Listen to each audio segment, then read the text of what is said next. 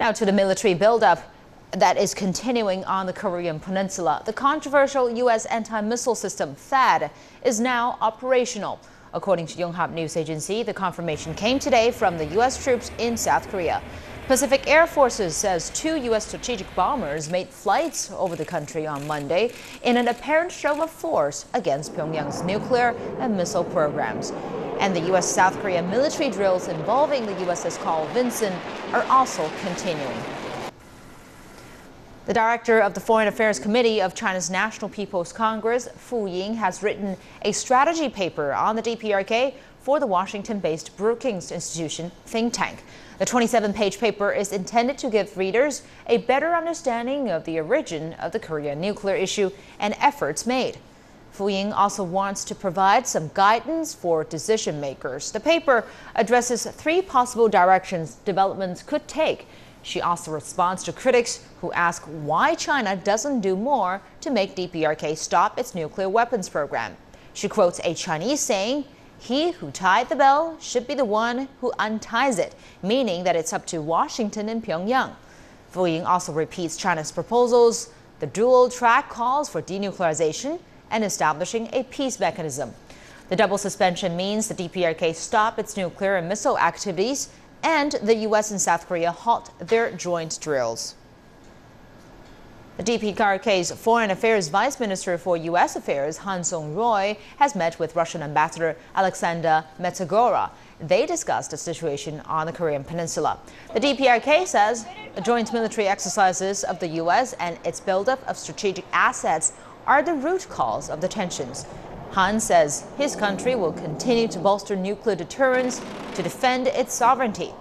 Matsugora expressed understanding of Pyongyang's stand and hoped the tensions on the peninsula would be diffused as soon as possible. The 2 sides also agreed to boost cooperation in various areas.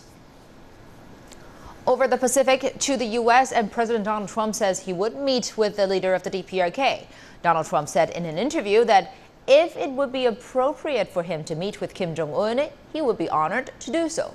Meanwhile, the DPRK state media quoted a spokesman of its foreign ministry says that the U.S. is kicking up a racket of sanctions and pressure against Pyongyang. The DPRK will carry out a nuclear test at any time and any location. Trump's offer comes as the U.S. has been ratcheting up its military presence in the region.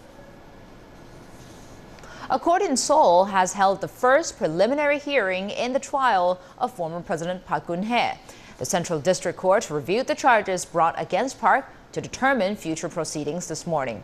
Park is now in jail. She did not attend. Her lawyer denied all the corruption charges.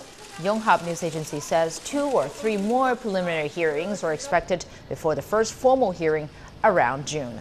South Korea's news agency says Park will begin to appear in court starting from May the 23rd. The former leader faces 18 criminal counts of bribery, abuse of power, coercion, and leak of government secrets. A conviction could bring 10 years to life in prison.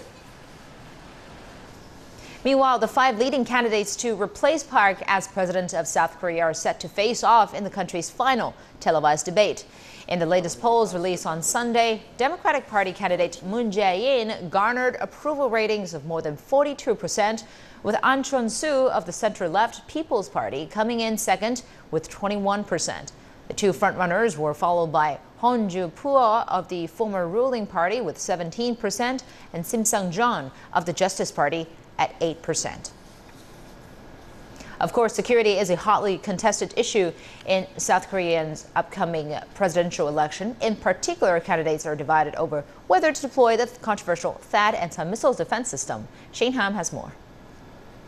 Terminal High Altitude Area Defense, or THAAD, has divided the South Korean public, and it's become a major issue in the country's presidential race. Liberal frontrunner Moon Jae-in had originally criticized THAAD, but has since eased his position. With the THAAD problem, we need balanced diplomacy and balanced diplomatic influence that can solve the issue while firmly protecting the ROK-US alliance and at the same time not damaging our relationship with China. Moon's closest contender, moderate candidate Ahn Cheol-soo, has been criticized for flip-flopping on the THAAD issue. An has toughened his approach on national security in an attempt to, according to analysts, garner more conservative votes.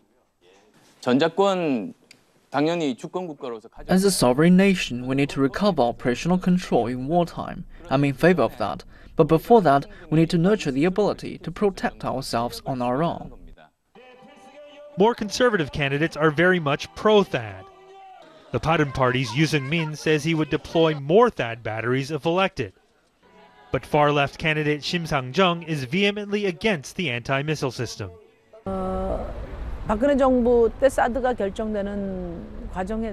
Basic democratic procedures and the process of having national interest discussions were not undertaken when THAAD was decided under the Park Geun-hye administration. That's why THAAD has caused so much social discord. But with THAAD deployment already underway, experts are skeptical the next president will have the authority to backtrack on the plan. THAAD deployment is one part of the ROK-US Security Alliance's core function of extended deterrence. Rejecting THAAD would mean rejecting the US's extended deterrence.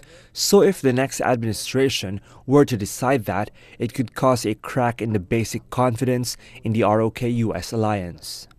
National defense is an issue that commonly influences South Korean elections, but with the recent escalated tensions in the region and candidates clearly split on THAAD, now more than ever, defense could be critical in deciding the country's next president. Shane Hom, CGTN, Seoul.